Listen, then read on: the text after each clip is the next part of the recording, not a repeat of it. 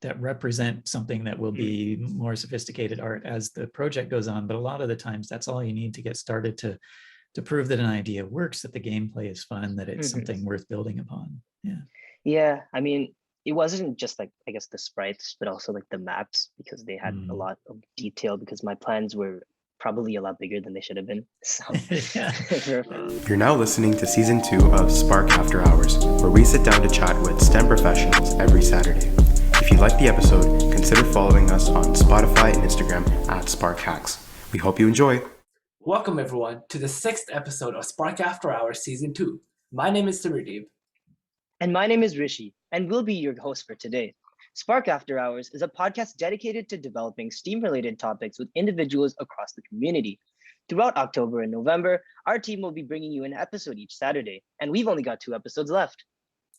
For those who haven't been following us for a while, Spark is a youth-led nonprofit organization founded in 2018 to engage students in the world of science, technology, engineering, arts, and mathematics.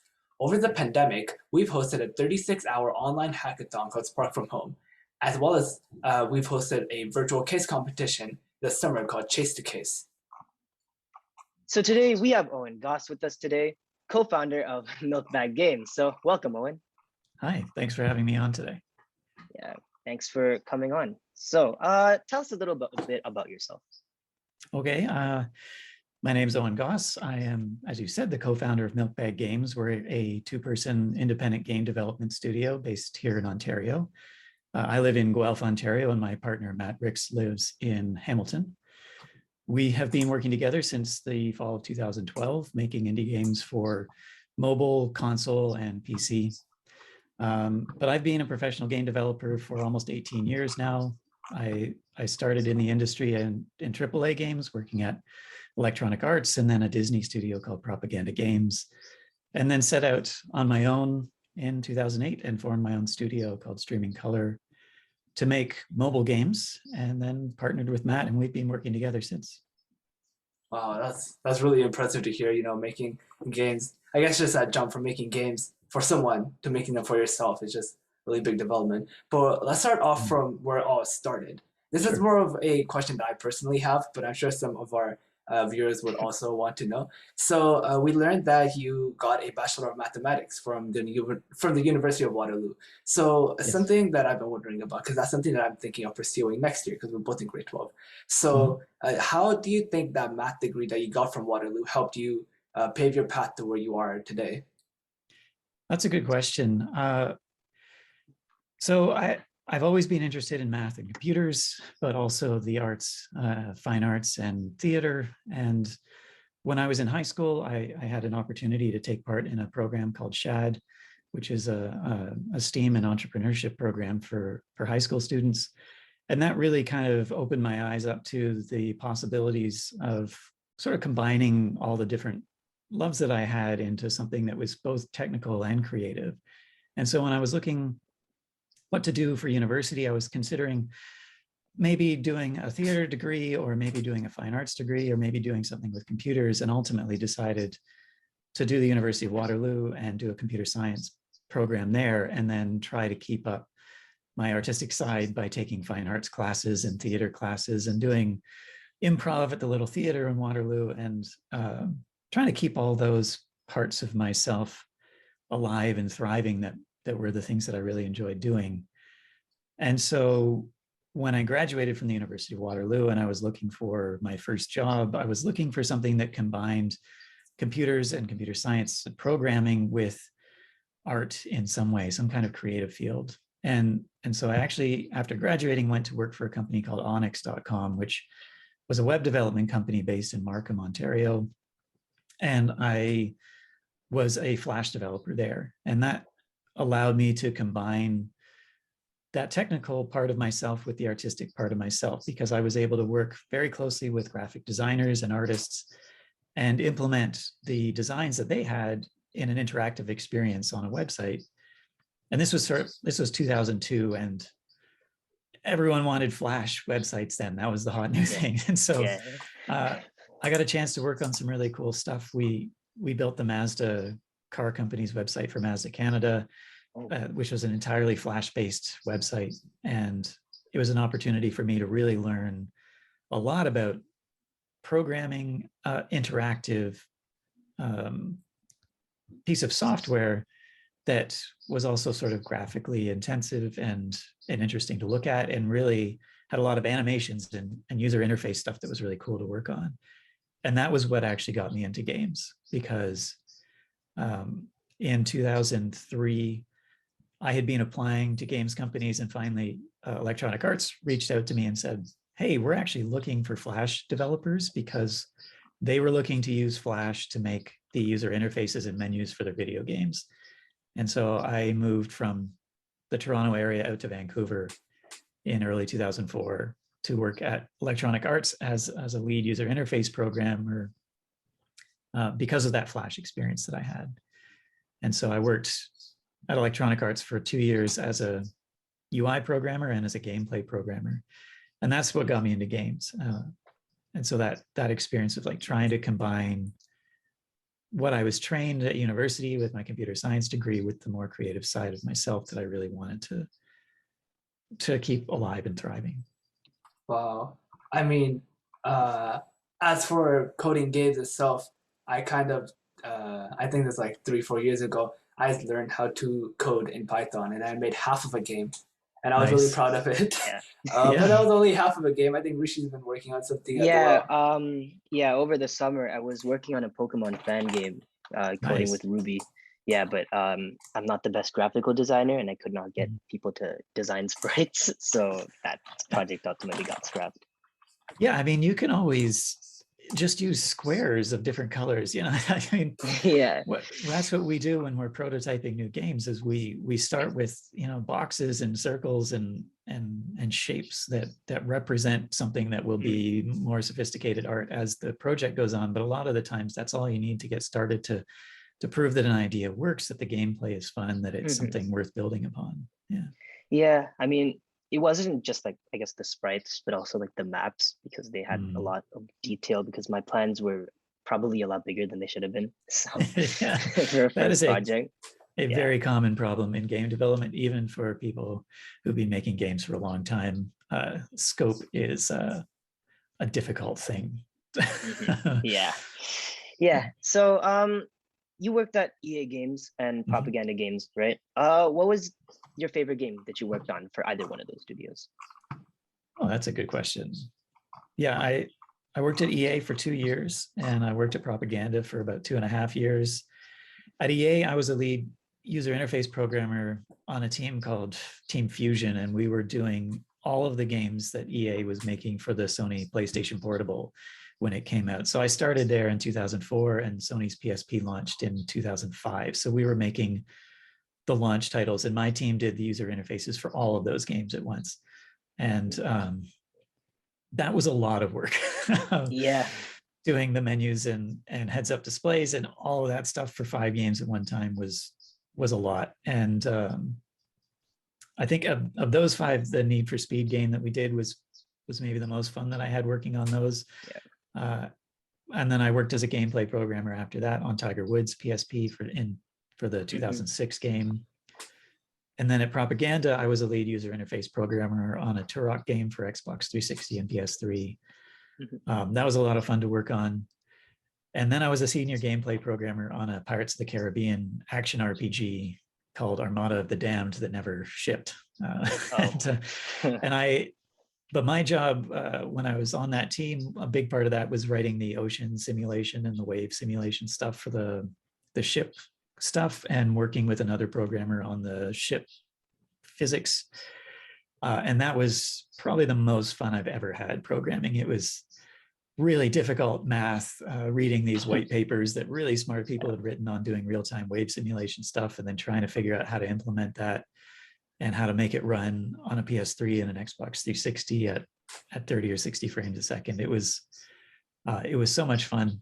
And I had whiteboards covered in sort of these mathematical equations and things, trying to figure out how I could, make this thing work and run fast enough. I think, that was probably the most fun I had coding during those years.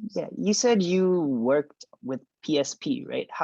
Because you worked on it before it was officially released. So how different was it working from PSP as opposed to like their existing consoles? Like, was the code that a little different or? Yes, very. So when I started at EA, they didn't even have PSP development hardware yet.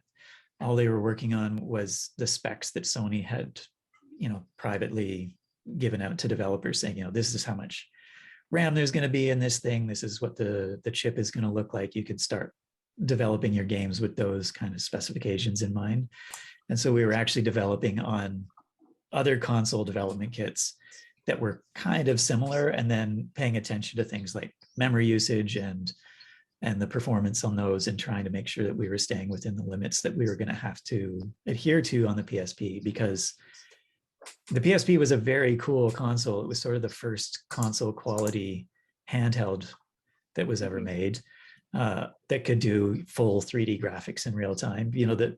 The other, at that time, the big handheld was the Game Boy Advance, and it could do sort of weird versions of 3D that were pretty slow and chunky looking. But the PSP promised sort of PS2 quality graphics in a handheld, which was really exciting at the time. And but it did not have a lot of RAM. I think it had 32 megs of RAM in it, and as a developer, you could only access 24 megs of it, because the other 8 were dedicated to the operating system. So that you had very little space to work in. The UMD, which was the name for the little disk drives that it took, were quite slow compared to a DVD or a CD. And so doing data layout on those things became really critical about how you loaded stuff off disk. It was a really interesting thing to develop for, because it had so many constraints on it that it forced you to think about things in new ways, which was a pretty exciting thing as a coder to be able to do. And I remember when we got our first development kit, or got access to it, Sony didn't even have enough yet to send to developers, but they would let developers fly to Japan in Sony studios and like try and get your game running on the hardware. And so our lead programmers got to fly out to Japan and run the game. That was pretty exciting for them. And we just got to hear about it when they got back. Yeah, that's really cool. So it looks like a lot went into developing those games. I mean, you could probably tell sports games nowadays are very lazily made. They just reuse the same code of any iteration. But sort of. Yeah, no, they do a lot of work each year, and then there are certain years where they do almost a complete rewrite, and they will, especially if there's a new console coming up or some new engine that they're going to be using, they'll go back to pretty basics and rewrite a lot of stuff. But yeah. So working at AAA studios, like that was a long time ago as compared to now. So in terms of workplace culture, how do you think that changed? Because we know like crunch is a big problem nowadays. I mean, we saw with like Naughty Dog, 70% of their employees quit, and Activision Blizzard has a huge problem going on right now. So how do you think it's changed compared to like when you were working there as opposed to now? Yeah, I think we're starting to see a lot of really positive changes in the industry. I mean, I don't work in AAA anymore, so I don't have that firsthand experience, but what I'm seeing and still have friends in AAA, there's awareness of crunch now. When I worked at EA, we did some huge crunches for the launch of the PSP. I think I worked 3 months of 80 or 90 hours weeks, getting paid for 40, because we didn't get paid overtime. And that was brutal. And it, I like to say that first job I had in games was one of the worst and best jobs that I ever had, because I learned an incredible amount. I was working with these amazing people who were willing to teach me how game development worked, which is tremendous, but we also worked ridiculous hours and weren't paid for a lot of them. And that's not healthy. That's not good for you. I started to worry about my personal relationships and friendships, because I wasn't seeing anyone outside of work anymore. And by the time we shipped those launch titles, I was starting to wonder already whether I wanted to work in games anymore, if that's what it was going to be like. I didn't want that to be my life. I wanted to have a life outside of work too. And when it came time to start a family, I wanted to be able to be there with my kids and And I was seeing people at work who, weren't seeing their kids because they were leaving for work in the morning and their kids were asleep, and they were coming home late at night and their kids were asleep. And I thought, that's not what I want for myself. But one of the reasons I left EA at the time and went to propaganda was that it was formed by a bunch of ex-EA employees who were trying to make games in a different way, and were convinced that you could make quality games without huge amounts of crunch. And it was different there. It wasn't without its problems, but they were really trying to do things differently. If we had to work overtime for some deadline, like an E3 demo or something like that, then they would give us time off right away to recuperate. And those are sort of like 2 or 3 week long crunches rather than months long slogs. And so already at the time, there were some companies that were trying to change things. But I think what we're seeing now is sort of more of an industry-wide recognition that crunch is not the way to do things, that it's bad for your employees' health, it's bad for their mental health and physical health. And you can make good games without it. There are a lot of people who still defend crunch as the only way to make games, and I don't think that's true. And I personally would be very cautious about working at a company under someone who thinks that way. Yeah. But you're starting to see game developers starting to talk about unionization and other methods of trying to take some control over their own lives at the workplace, and those all seem really positive to me. And along with that, we're seeing more diversity in the industry. We're seeing more voices represented in games, which is great to see and really needs to happen. For so long, most of the people who worked in games looked like me, white, cis, straight men. And we need more voices in games, because the more voices we have, the more interesting stories will be told, the more interesting games we're going to see. So that's really encouraging to see, but there's still a lot of work to be done. So actually about that, the comment you just made, something that I was wondering about, do you think that there's enough representation of different types of people just from different backgrounds in just making games in general? Like, do you think it's shifted from how it was when you were first in the industry to now? Because like you said, there's a lot of stories that people have to tell based on what they believe in or where they come from in the past. So what does that representation look like in the industry? It's still not great. There's still a long way to go.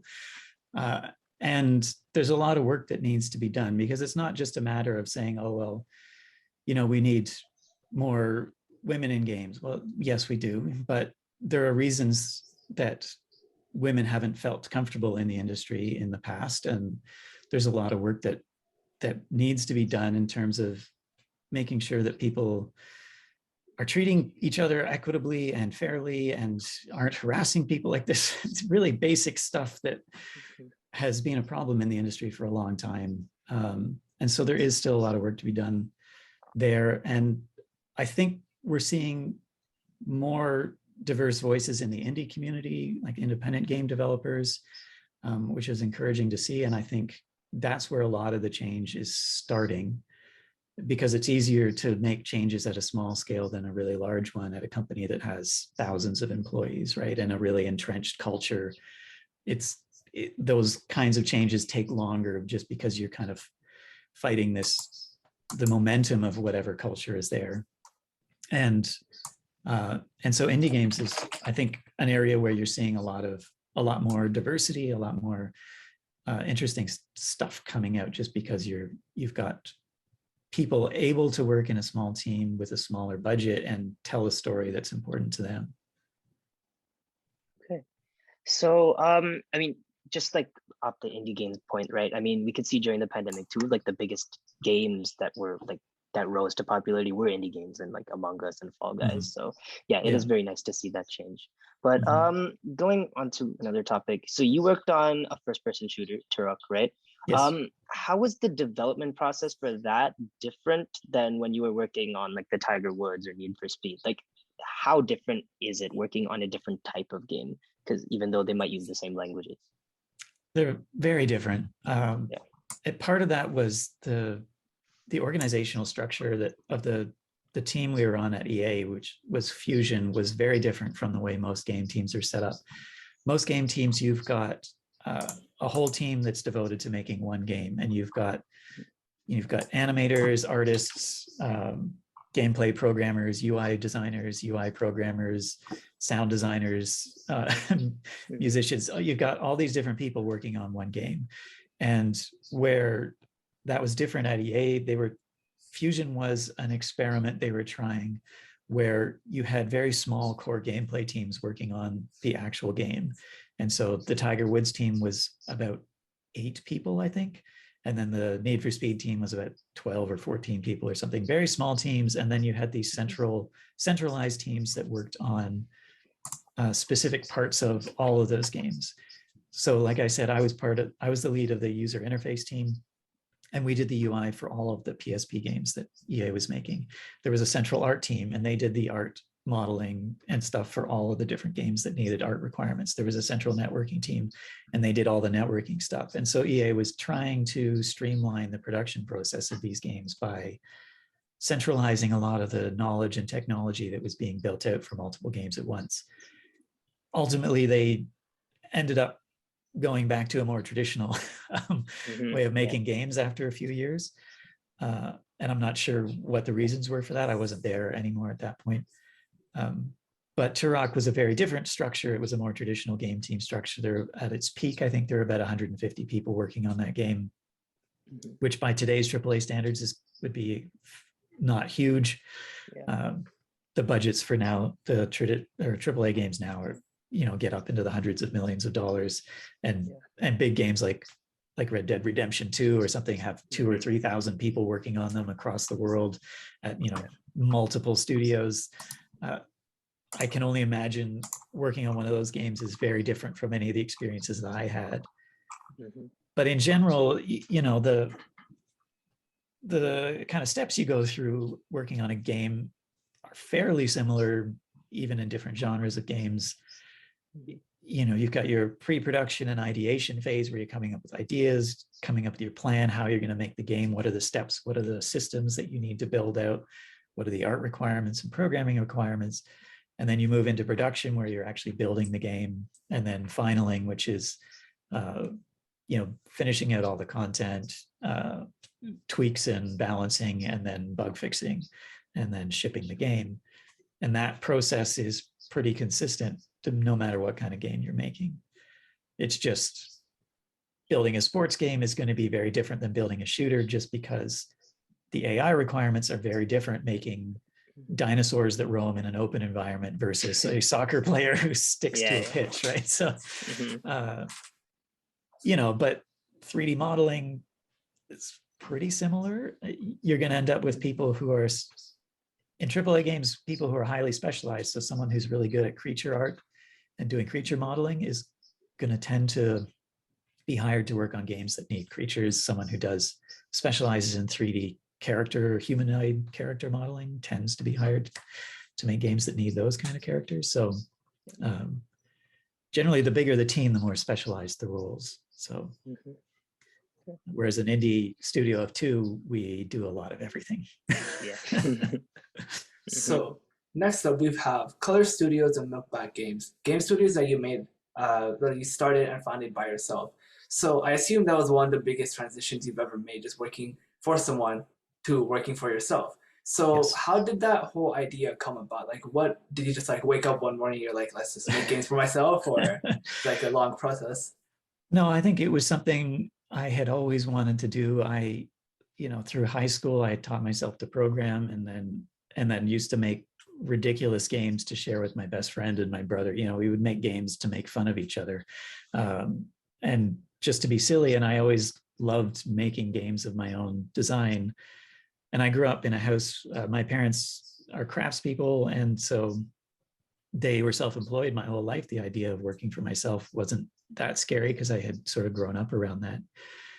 And working in AAA was a great way to get experience, learning the processes of game development and how a game gets made from start to finish. But when I was at Propaganda, after a few years, my wife and I were starting to talk about starting a family, and we decided it was time to move home to Ontario. And we wanted to be closer to our parents and family. And so we moved back to Toronto, and I didn't have a job lined up. And I thought, well, maybe this is an opportunity to start my own studio and try to make my own thing and see where it goes. And so that's what I did. I started streaming color, and this was the summer of 2008. And originally I was going to make casual games for casual games portals like PopCap and Big Fish Games, which still exist, but not like they used to be. But at the time, that was sort of the really only place indies were able to make a living. But that summer, Apple announced the App Store for the iPhone, and that kind of changed everything. And once I got my hands on that SDK, as soon as they announced, I was like, okay, I got to try this thing. And I got my game prototype running on an iPod Touch within a few days, and I thought, okay, this is amazing. This is the future of games. I need to jump on this thing right away. And so I pivoted to start working on mobile games instead of casual games. And so my first game was called Dapple. It was a sort of match 3 puzzle game about mixing paint colors, and I launched that game in early 2009. That was my first indie game, which did not sell well. I thought it was going to be easy. I was like, oh, I'll just make a game. People will buy it. But because the fall of 2008 was an interesting time, because people who had been making games for this new App Store thing, there were all these stories in the media about independent developers working by themselves in their basements or whatever, and making a game with no marketing and launching it and making hundreds of thousands of dollars. I was like, hey, this sounds great. I could do that. And so I launched that game, and it did not do that. And it was actually, I mean, I laugh about it now. This is, this is 12 years ago, but at the time it was pretty devastating. And, but I also thought throughout the development of that game, I had been maintaining a development blog and trying to share my experiences of developing for the iPhone, because everyone who was doing iPhone stuff at the time was trying to learn how to make this stuff. None of us knew what we were doing. We were all building engines for the iPhone because none existed yet. And so I was sharing a lot of this information. I thought, well, this is ridiculous. I'm not a AAA studio. I have no PR department stopping me from talking about my failures. So I wrote a blog post detailing, my first month of sales and explaining what my expectations had been, and basically saying, look, this game is not going to break even, and here's where I think I went wrong. And that was a really interesting experience, because that ended up on the front page of Slashdot, which would be like getting on the front page of Reddit now. And I think like 30,000 people hit my website that morning, and it took my whole website down. But I learned a few really important things from this. A few things happened. One was that I got a lot of supportive emails from people I had sort of met in doing iPhone development, saying, oh, thanks for sharing these numbers. I thought I was the only one making stuff that wasn't selling. This is really great to know that other people are struggling and trying to figure out how to make a business doing this. But I also got a whole bunch of hate mail from random internet strangers who were so angry that I had shared my failure, and would send me emails telling me how stupid I was and how it's like the comment section, basically. Yeah. Like emailing me personally saying, you're so stupid, your game is terrible, why would you make this game? Like, you should give up game development, you're obviously terrible about this. And I think it's easy to say to someone, okay, well, it's just, don't feed the trolls, it's just internet randos, just ignore it. But when people are saying the things that you're already saying to yourself in your moments of self-doubt, that becomes really difficult. And you start going, well, maybe, okay, well, I was feeling this, now someone else is telling me that I'm also terrible. I was already feeling like I was terrible, maybe they're right. But luckily I had built some friendships with other indie developers, and they're saying, no, just make another game, you got to just try again. And so I kept going and making new games, and none of them were successful either. But yeah, it was a difficult 5 years or 4.5 years working solo on streaming color. During that time, my wife and I had our first kids, and I started doing a lot of contract work because my games weren't making enough money on their own to make enough money that we needed. And but luckily companies are starting to realize that it wasn't enough to just have a website anymore, and they needed iPhone apps for things. And so I was able to get a lot of contract work in those early days of iPhone development because there weren't a lot of us who knew how to build stuff for it yet. And so that was able to keep me afloat for a number of years.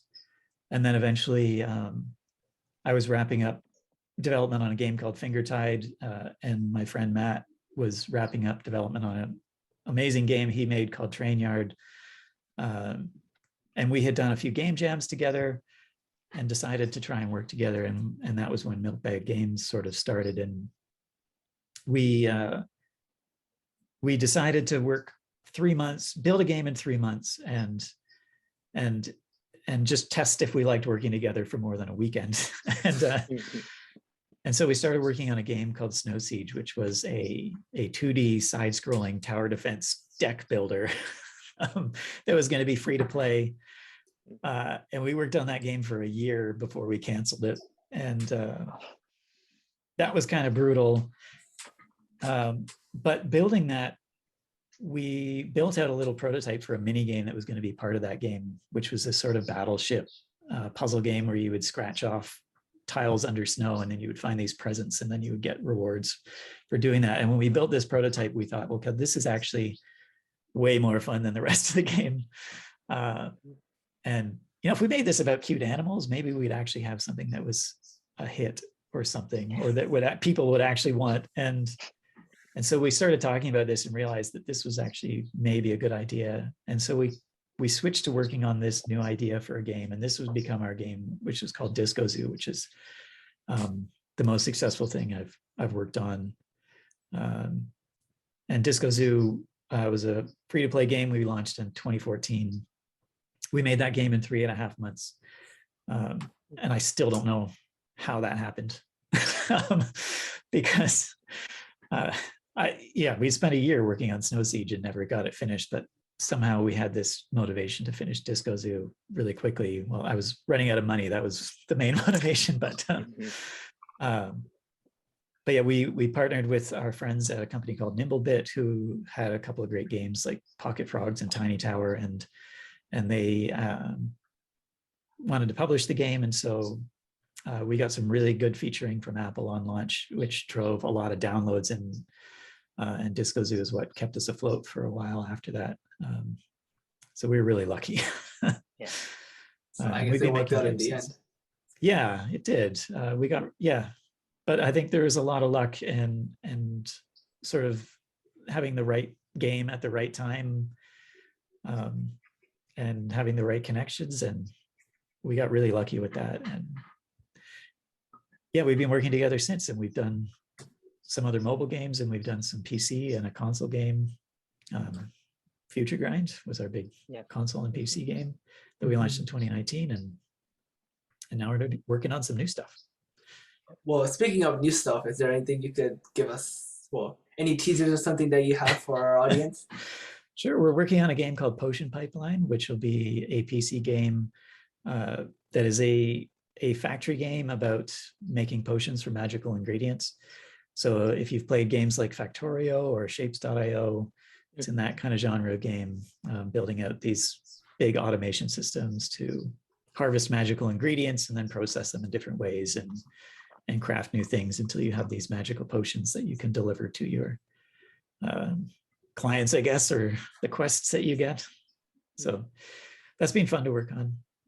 And right now we're working on an update to a game we launched last year called Santa Craft, which was we made a silly little Christmas game last year. We wanted to make something small and fun.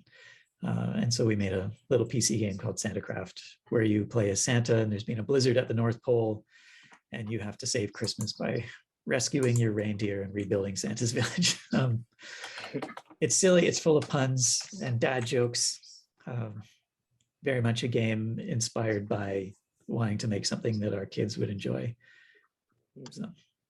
So next, let's do a little, I guess we call it a game segment. So we're just going to ask you a couple of questions, rapid fire. You give your answer without really thinking about it. And once you do, we'll just ask you why you may have chosen that. Sure. So the first question we're going to ask is, I'm pretty sure you may have mentioned this. What's the first coding language you learned and why? Basic. was the first coding language I learned. My parents got a Commodore 64 for the house when I was 8 years old, and that computer ran on the BASIC interpreter.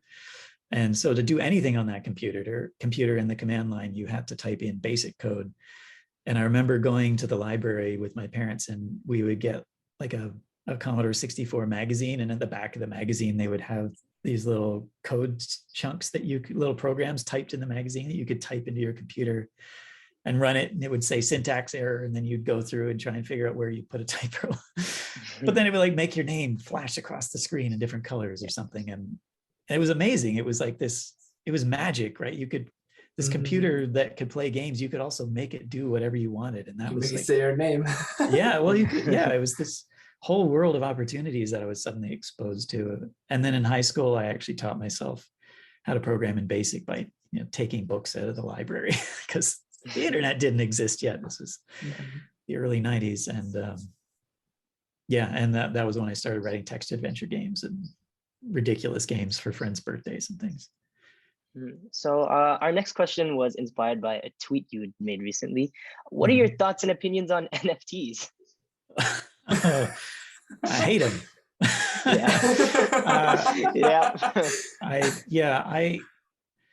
I don't know how much you want to get into this, but I'm really upset to see game developers and studios jumping on the NFT stuff. It's really disappointing to me. As game developers, our job is to understand how complex systems work and the dynamics that they create in people. And as a game developer, like a lot of my game development friends, we see the weird dynamics at play with NFTs, the pyramid schemes and the scams, and not to mention, I mean, at the very least, the environmental impact of all the proof of work crypto stuff is just abhorrent to me. And so I find it really disappointing that a lot of big game studios are getting into NFT stuff. And I think my guess is that they're feeling a lot of pressure from investors because it's the hot new tech buzzword. And I was talking to a friend of mine who works with a lot of startups, and he was saying that he was told that in pitch meetings, if you're not talking about NFTs, then people don't even want to hear what you have to say. You have to have at least an answer to why or why not you're using them. And yeah, I think it's going to get a lot worse. But I am not a fan. I very much agree with you. I just don't understand the concept at all. Same here. We see even like in school, we're talking about people buying NFTs, stuff like that. We're just looking at them. It's kind of, yeah, pretty much. We just make fun of them. Yeah. It's one of those FOMO things, right? Where, people see other people getting rich doing it. And they're like, well, I want to be rich too. Yeah. Right. So it's a difficult thing because there are some people making a lot of money doing this, but most people are not. Most people are going to lose money doing it, and they're going to make the people who already bought in richer, but they themselves are not going to get rich, right? That's how a pyramid scheme works. But yeah, I think there's so much that needs to be resolved ethically and environmentally for any of that stuff to make sense, in my opinion. So next we have a question as old as time itself. Do you prefer PlayStation or Xbox? Well, I have both.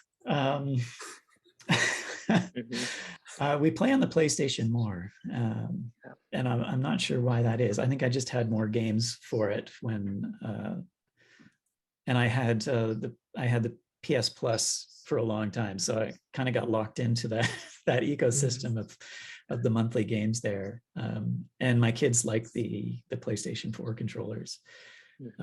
That seems to be easier for them to hold than the Xbox controller, I guess. Because they're like thinner and whatever as well. Yeah, I mean, I like them both, and I mean, don't tell anyone, but they don't seem that different. Mostly, I don't get it either. Yeah, I mean, mostly it's going to come down to if they've got a certain exclusive franchise that they have that you really like, then get that one. Yeah, no, I mean, I see a lot of people that tend to gravitate towards PlayStation mainly because of the exclusives, and Xbox doesn't have as many like big exclusives. So yeah, Xbox has really doubled down on Game Pass though, which is Yeah, that's a Um, very good concept. as a gamer, as like someone who plays games, that's a pretty amazing system just to have like all these games available to play. I Yeah. started playing Forza 5 last week, and that Oh, game is amazing. okay. Now, speaking of favorite games, what was the favorite game you've ever played, and what about it made it your favorite? It could be recent, or it could be just when you were a kid. That's an impossible question. Just the first one that comes to your mind. I know my kids are always asking me like, "What's your favorite song? What's your favorite movie?" And I never have a good answer because I like a lot of stuff, and a lot of it depends on my mood. But I think the game that I come back to most, that I replay the most, and that I think was really pivotal in the way that I think about video games was an indie game called Proteus that came out in 2013, I want to say. And it's I guess you would call it a walking simulator. But the whole thing is that you start the game, you're in the water, and you swim up to this island that's randomly generated. And it's real lo-fi graphics, bright colors. But everything's sort of moving, and there's little creatures and plants that make noise, and you just wander around this island. And the time of day changes and the seasons change. And when you interact with things just by walking near them, they make sounds. And so it creates this sort of dynamic soundscape as you walk around. And that game, I grew up in a small town and spent a lot of time exploring the countryside. And that game is sort of the closest that I felt to that feeling of exploring a new place in nature, that of like, oh, I see something on that hill. I'm gonna run over there and just see what it is. Or, oh, look at that peak over there. If I get up there, maybe I'll be able to see a different part of the island I haven't seen before. And I love that game. And I come back to it a lot, but it kind of changed the way I thought about making games when I first played it. Yeah, I mean, that's a very unique answer, whereas to someone like me would probably say something like Red Dead Redemption 2, but yeah, that was an interesting answer. Okay, so now we're going to move on to our final question, which is supposed to be kind of like a thought-provoking question that like the listener could kind of relate with. So I know we talked about this at the beginning a little bit, but what advice could you give to someone who may want to start up developing their own games? Yeah, that's a good question. And I honestly think that's a difficult one to answer. And I think the first thing you need to do is ask yourself why you want to do it. And the answer to that question will kind of determine what approach you need to take. If you want to make a game on your own that expresses some very personal message, some part of yourself that you're thinking of more as an art piece that you don't necessarily care if it makes any money, then your approach to making that kind of game is going to be very different than if you are trying to start a game studio that is a business that is sustainable, right? Because while occasionally a small art game that has a very personal thing will make a lot of money, most of the time they won't. And that doesn't make them less valuable game. It can still be a really meaningful and important game. But the goals that you have are going to be different than if you're trying to make something that's going to make back the cost of development, and you've got a team maybe, and then you are also trying to pay for the development of your next title. And so I think understanding why you want to make a game, what kind of game you want to make, those are important questions to ask first, and will help you determine what you next need to do. I think it's important to play games to understand what the state of the industry is, understand what, play games in the genre you're interested in making, understand what the conventions are, what someone who plays that kind of game is going to expect from a game like yours.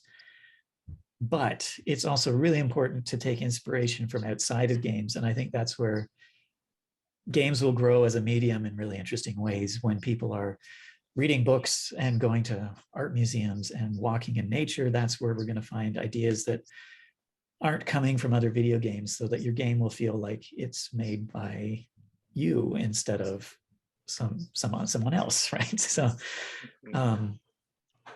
but I think, and then a lot of it is going to come down to, do you want to make it on your own? Do you want to work with friends?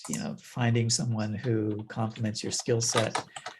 And then there's just a lot of resources out there now, like making games now versus when I was 13 in 1991 is very different. There's a whole internet of resources with YouTube videos of people explaining how to learn Unity or Unreal or Godot or learn C# or C++ or build your own engine. Like there's so many resources out there to learn how to do this stuff.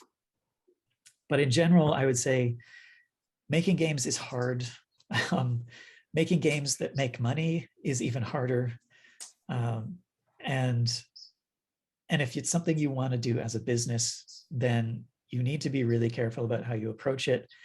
And I would say for as long as possible, don't make it your primary source of revenue because, I've read stats that something like 20% of games break even. And I suspect within indie games, that's even lower.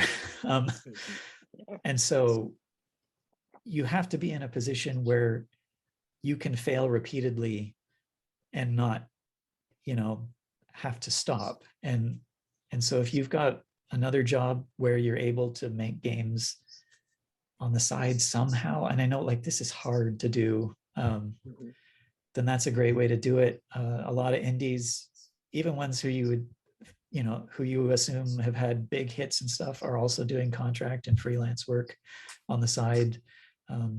And yeah, there's no right way to do it. It's just, I think success is often about having the ability to fail and keep going.